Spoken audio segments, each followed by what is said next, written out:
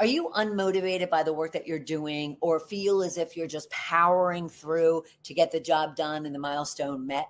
Are you sick and tired of being sick and tired?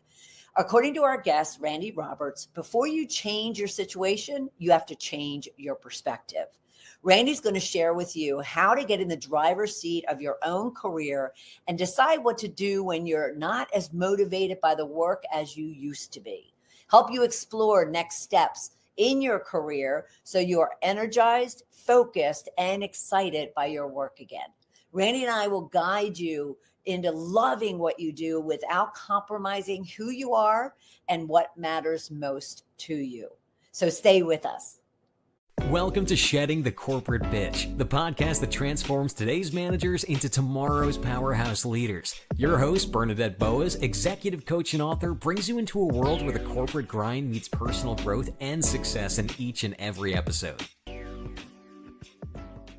Randi, how are you? Welcome, welcome, welcome. Thank you, Bernadette. I'm thrilled to be here. I'm excited to also talk about this subject around taking control of your own career path. I think it's really vital nowadays, especially with all the changes going on out in the business world. I have to ask you, is there a personal story that you can share in regards to your own demotivation and then your decision-making around making that change? I think for people who do what I do, a lot of times we tend to coach what we know.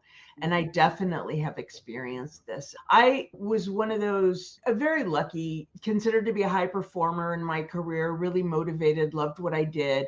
And sort of promotions came after me. And I got pulled into different jobs and had this really wonderful corporate experience. And then, one of the challenges I found was at some point, corporations that do it right have this great, very well-defined career development track and developmental plans and offer these programs. And it was phenomenal.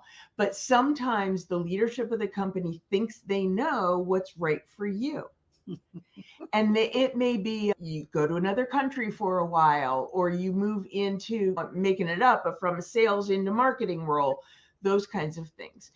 And some of those moves are great and tremendously enhancing, really growing, stretch you, all those things. But sometimes it's just not the right thing for you for whatever reason. And sometimes you may agree to do it, and then the leadership of the company changes. And the people that are now in decision-making power maybe didn't agree with that or had a different idea. So what I found was I really had to be true to myself. And I had to know, almost like I was doing a strategic plan for a brand or a business. You got to know the through line. You got to know what the end looks like or what the goal is so that you can stay consistent with that and play in the right lane and do things for your own reasons. And so I definitely found that there was a time when they wanted me to take an expat assignment, which at different times in my life would have been absolutely right. At this particular time, my husband's mother was elderly. She really needed us. I couldn't leave her for 3 years. I couldn't do that and live with myself. We were the only family. And so I made a decision not to do what the powers that be really thought that I should do.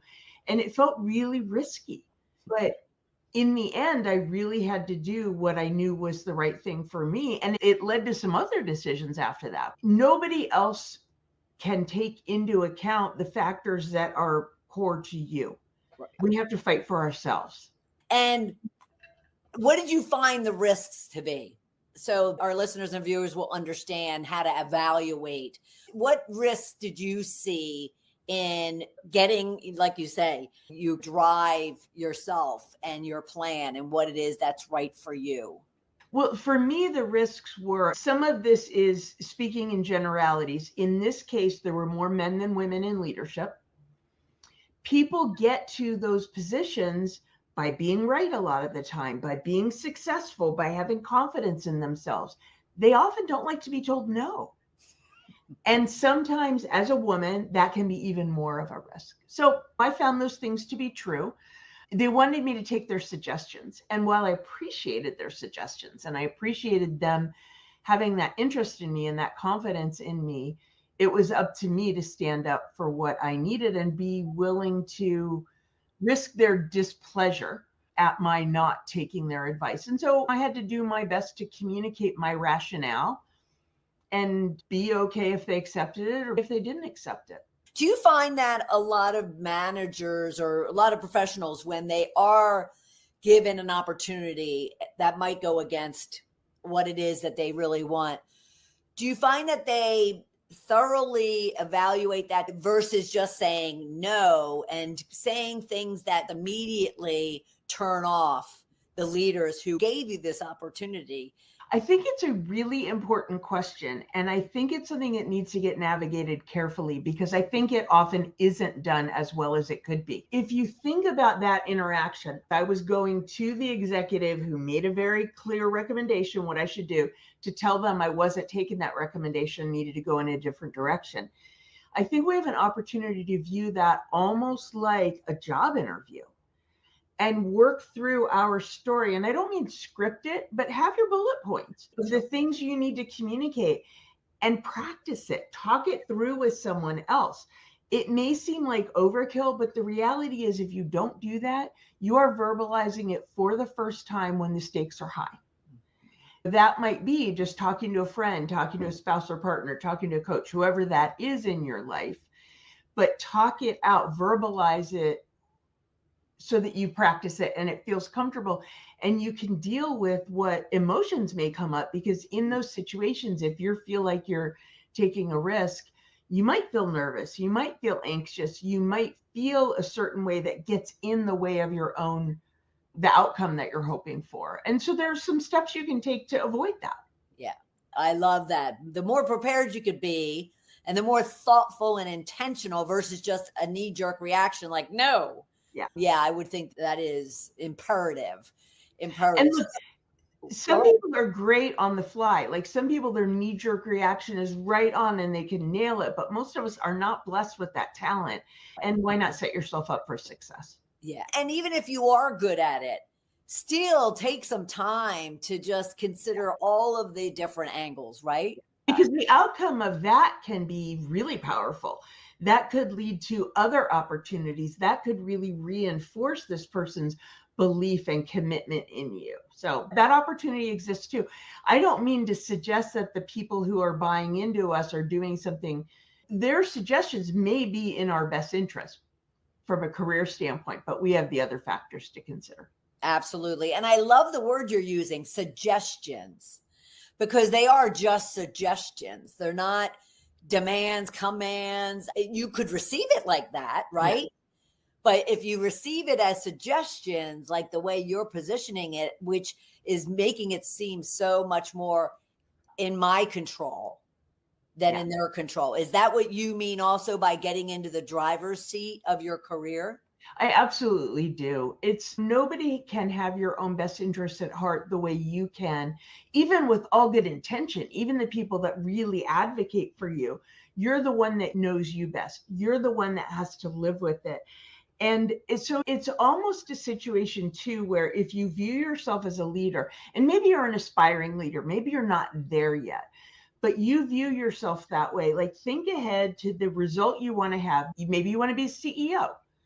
What does future you, future CEO you, need you to do today to make that happen, to be successful getting there? And if you think about it, those of us that are leaders,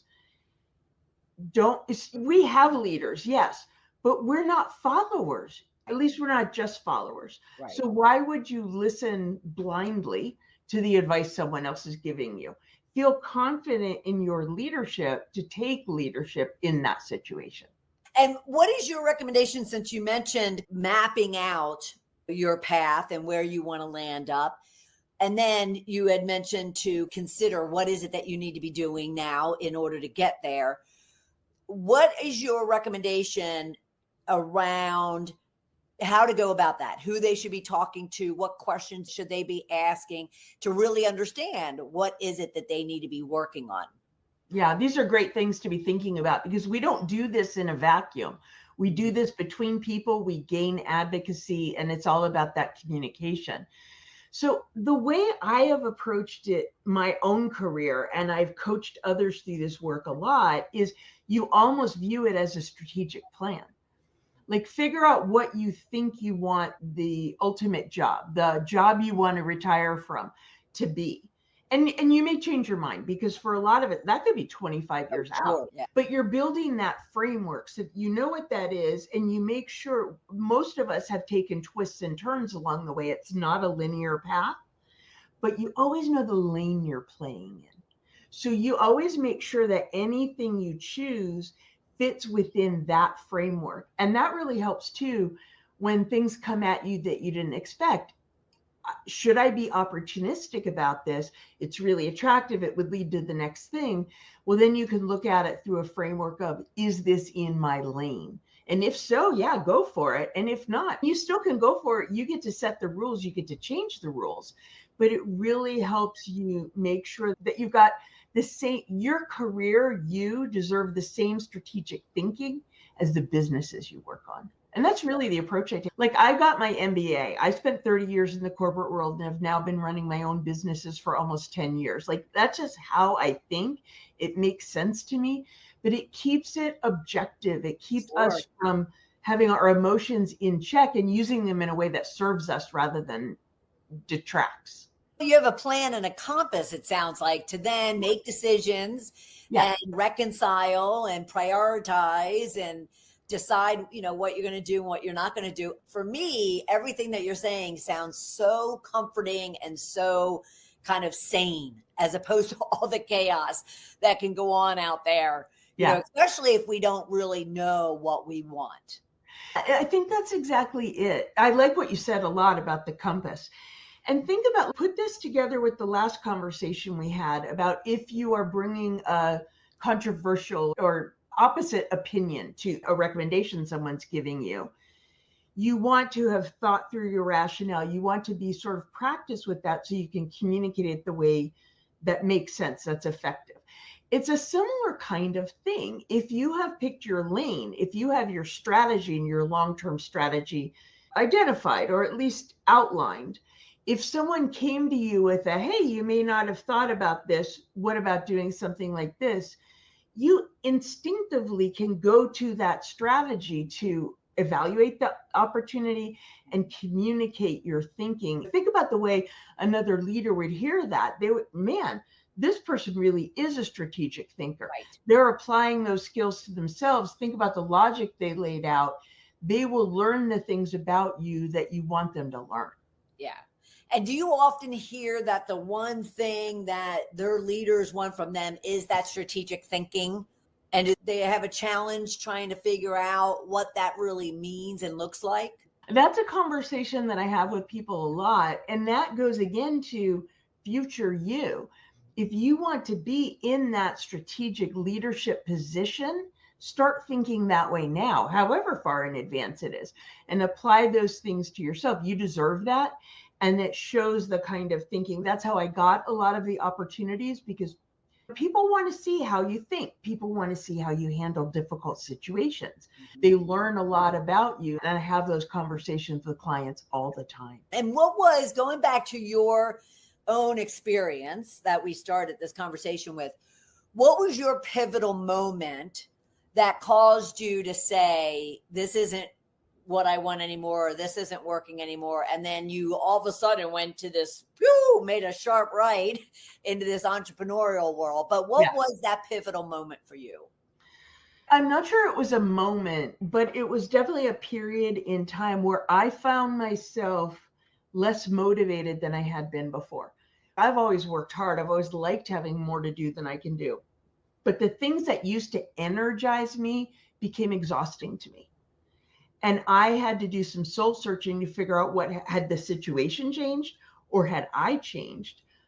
And what was it? Because I had to make sure I was solving the right problem. I knew I wasn't done, even if I was done in corporate, but I had to make sure I was solving the right problem. So I was seeking out the right things and preserving the right things and taking that situation with me. And it was worth the work, because I love running my own business now. I love the work that I do. I've always needed to do some good while I'm doing well. Both things are really important to me, but the good that I've done has looked different at different times in my career. I've satisfied that differently. And now I help other people achieve their goals, and it just lights me up the way the corporate world used to. And that's awesome. And I totally relate. And I can tell, look at your face. Yeah. For those of you listening, though, yes, I can absolutely feel that oozing out of you, which is phenomenal, especially for your clients. What are some practical steps?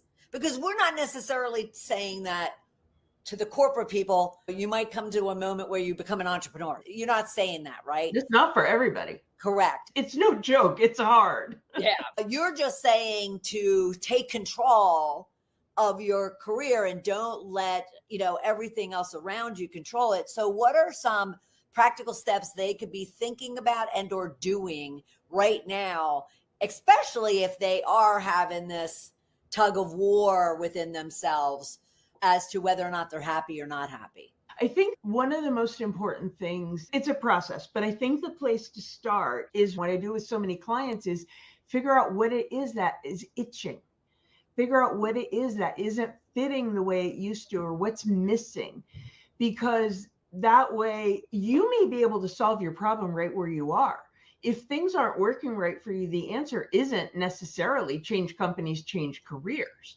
But when you get to the heart of what it is, then you can figure out how to solve it. For some people, they may be in a job that they love, they like the company, the values of the company, all the things, but they're not as challenged as they were.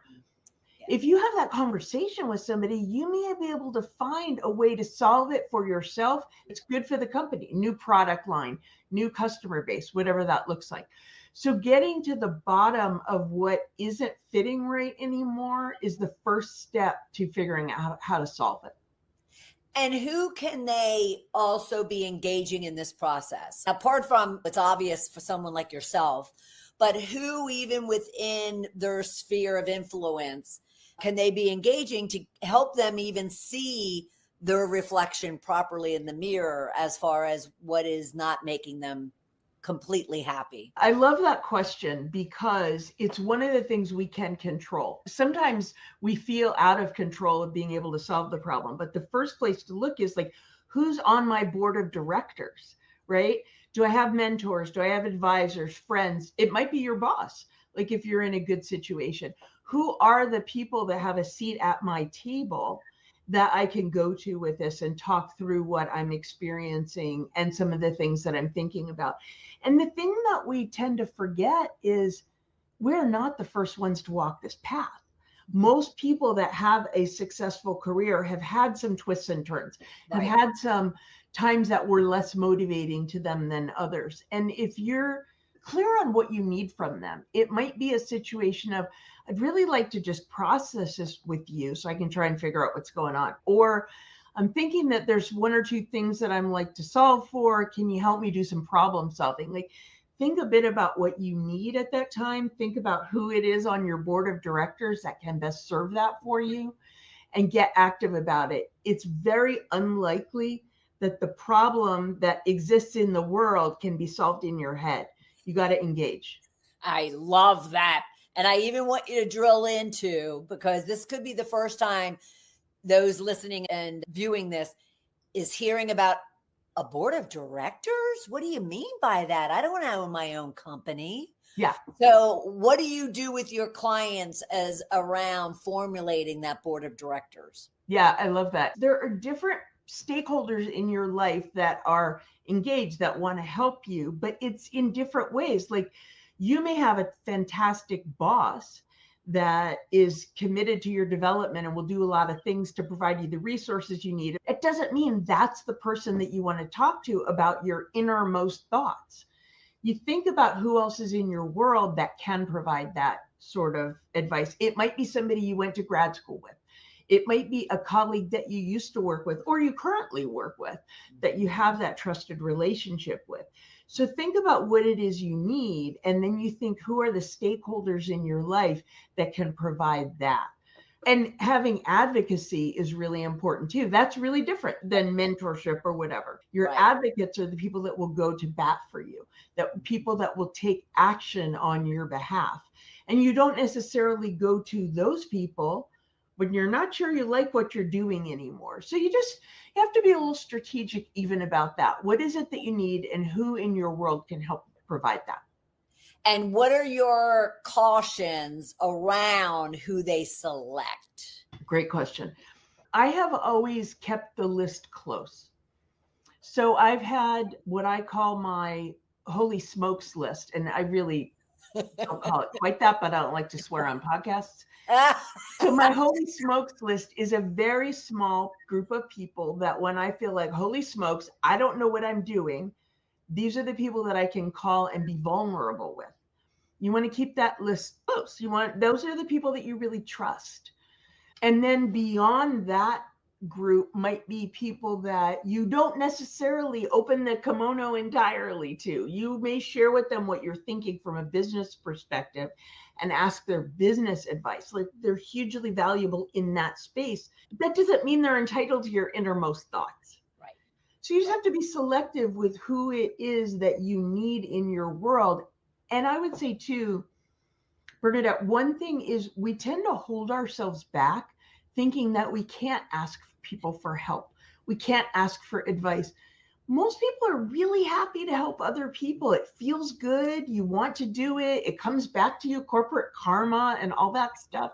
Right. So don't hesitate to ask. People have agency. They can say yes or no, but don't make the decision for them that they're not willing to help you. Let them decide for themselves. And if you're not asking, it may come down to confidence and feelings of deserving and self-worth. And those are things that you can help them with, correct? We get in our own way. And the one thing that I can promise you is, if you like, when I started my own business, I used to get all up in my head if I would call someone and ask for a piece of advice or referral when I was first starting. If they didn't respond to me, I would get all up in my head about, oh, they don't respect what I'm doing or some silly thing. It may have been just that they did. Maybe I was right. They didn't respect it. That's okay. Let them do them. I'll do me. Or it may be that they didn't see my email. Right. Either way, nobody died. It just wasn't that serious. So I had to stop making it that serious. Right. When we do that to ourselves, we are very good at doing that to ourselves and getting in our own way. We can get out of our own way. And all they can do is say no. Yeah, completely. And then we say, thank you for considering it. And right. I've even had situations in our world. I do a lot of things on social media and I send out a lot of emails and I do shows like this. I have had people comment on something that I put out on social media that they didn't like it or something like that. And that's information. And I appreciate hearing from them and I let them know that. But that doesn't mean I need to change everything I'm doing. Imagine what I get with even the title of this show. And it's people definitely, I receive it and then I make a decision around it. And exactly. Again, that comes back to someone's confidence and someone's knowing, right? What you said at the very beginning is really understanding what it is you want or don't want and really having that strategic plan. Yeah, it's really important in keeping boundaries, and putting yourself out there in whatever way that is can feel really vulnerable. And sometimes that feedback or that disagreement or challenge or whatever, sometimes that can get in a little bit. But if you have that strategic vision, it's easier to keep these things objective, which is really what they are. Absolutely. I love that. So what would be one next step beyond what you already shared that also would benefit our viewers and listeners if they were to leave this conversation right now and start acting on it? Yeah, I mean, in addition to things we've talked about, it, if you're having questions, if you're having these thoughts, talk to somebody. There is somebody in your life that would be happy to listen to you. And there's magic in just processing it. Even if you don't expect the other person to have the answers, there is something that changes when we verbalize this stuff rather than keep it locked in our head. So seek somebody out and talk it through. I love that. I absolutely love it. Especially if I keep it all in my head, I'll become psychotic. Yeah, it's crowded up there. Oh my God, it's overcrowded up there. I noticed this on your website. You have a right time guide.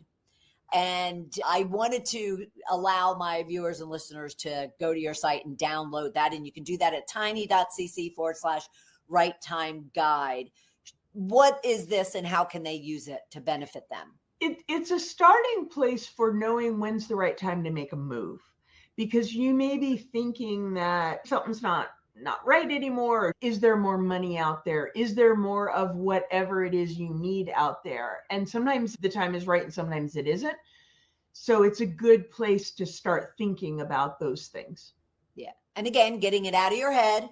Yep. In this case, maybe putting it on a piece of paper and verbalizing it, but not having it swirl and create more chaos than you already have in your life, right? This has been awesome, Randi. We could talk for hours about this. I would love to. And I so appreciate you being here to share all this with us. What a powerhouse conversation with Randi Roberts, all around getting in the driver's seat and controlling your own destination and really understanding what it is that you want, what it is that you don't want, what is your lane. And in knowing that, you can then make decisions or identify when you're getting off track. And then you can reposition yourself back so you avoid getting unmotivated or de-energized or just really stressed out over what it is you're doing. She also talked about a key element or a key way you can go about doing that is by forming a board of directors. And I absolutely love and advocate this.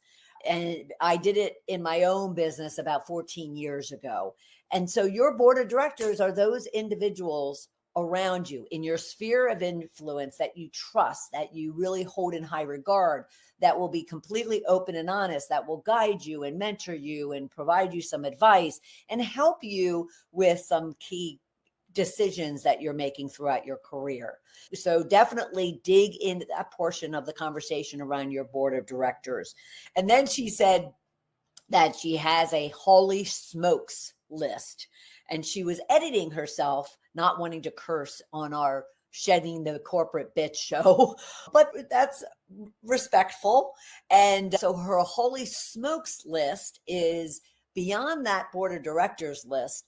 It's those individuals that you may or may not want to engage, that may or may not support you or provide you the guidance or the mirror that you need, the true brutal honesty that you might be seeking in order for you to really understand what's working for you and what's not, and what direction do you want to go into. So she called it her holy smokes list, which I absolutely love. I am so grateful that you were here with us this week, and I'll look forward to having you right back here for another episode of Shedding the Corporate Bitch. Thank you for tuning in to today's episode of Shedding the Corporate Bitch. Every journey taken together is another step towards unleashing the powerhouse leader within you. Don't miss any of our weekly episodes. Subscribe to our podcast on Apple Podcasts, Spotify, or wherever you love to listen. And for those who thrive on visual content, catch us on our Shedding the Bitch YouTube channel. Want to dive deeper with Bernadette on becoming a powerhouse leader? Visit balloffirecoaching.com to learn more about how she helps professionals, HR executives, and team leaders elevate overall team performance. You've been listening to Shedding the Corporate Bitch with Bernadette Boas. Until next time, keep shedding, keep growing, and keep leading.